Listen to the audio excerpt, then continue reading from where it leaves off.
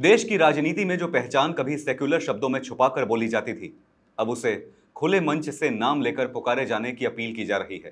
कांग्रेस ने अपना मुस्लिम कार्ड खेलने की फिर से कोशिश की है, और वो भी तब जब पूरे देश से उसकी चुनावी जमीन खिसकती दिख रही है। सवाल यह है कि क्या यह प्रतिनिधित्व की राजनीति है, या फिर वही पुराना वोट बैंक मॉडल जिसे नया पैकेज देकर दोबारा बेचा जा रहा है। नमस्कार, आप देख रहे हैं आपका अपना न्यूज चैनल सत्य सर्वोच्च न्यूज, और मैं हूं सोम।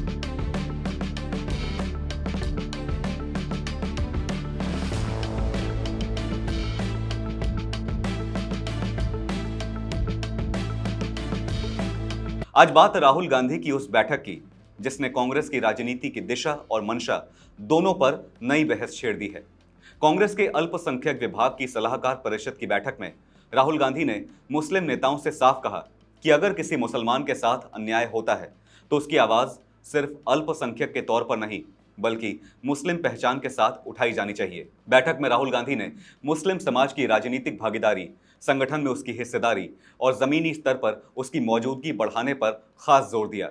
उन्होंने कांग्रेस नेताओं से कहा कि मुस्लिम समुदाय से जुड़े मुद्दों को खुलकर उठाइए और सिर्फ प्रतीकात्मक राजनीति न करिए। सूत्रों के मुताबिक बैठक में यह भी चर्चा हुई कि कांग्रेस संगठन को बूथ स्तर तक मजबूत कैसे किया जाए, मुस्लिम समाज के बीच संवाद कैसे बढ़ाया जाए और पार्टी में मुसलमानों की भागीदारी को सिर्फ भाषणों तक सीमित न रखकर फैसले लेने वाली संरचनाओं तक पहुंचाया जाए।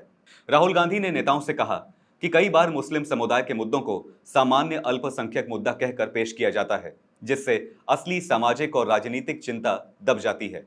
उन्होंने साफ संकेत दिया कि कांग्रेस को अब ज्यादा सीधी और स्पष्ट भाषा में मुस्लिम समाज के मुद्दे उठाने होंगे। बैठक में मौजूद नेताओं ने भी प्रतिनिधित्व की कमी का मुद्दा उठाया। चर्चा हुई कि देश की कई संस्थाओं, प्रशासनिक ढांचे और राजनीतिक मंचों पर मुस्लिम समाज की भागीदारी पहले की तुलना में घटी है। इसी को लेकर कांग्रेस अब अपने संगठनात्मक ढांचे में बदलाव की रणनीति तैयार करती दिख रही है।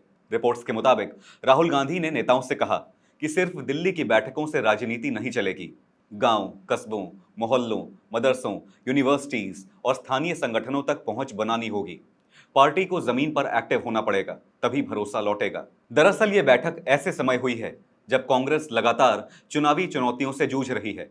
कई राज्यों में पार्टी का पारंपरिक वोट बैंक खिसका है और विपक्षी दल लगातार कांग्रेस पर तुष्टीकरण की राजनीति का आरोप लगाते रहे हैं।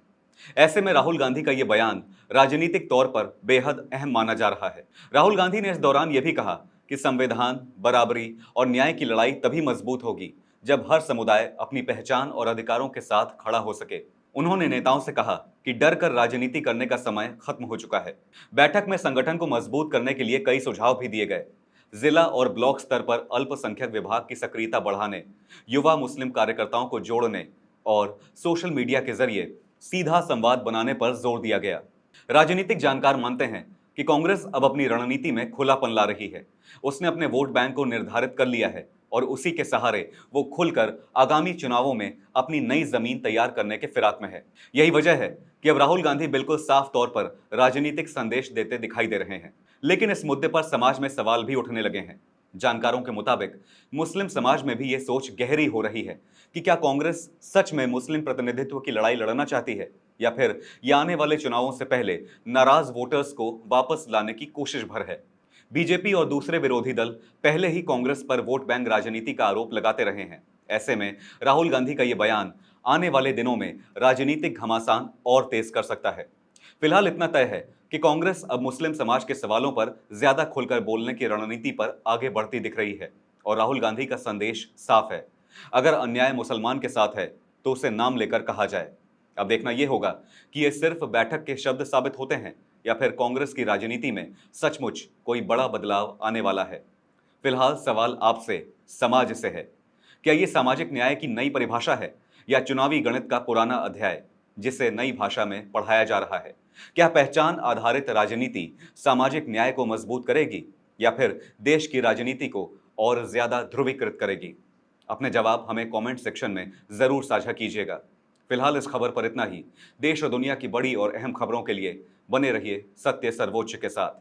लाइक, कमेंट, शेयर और सब्सक्राइब करना ना भूलें। अपना ध्यान रखें। धन्यवाद। जय हिंद।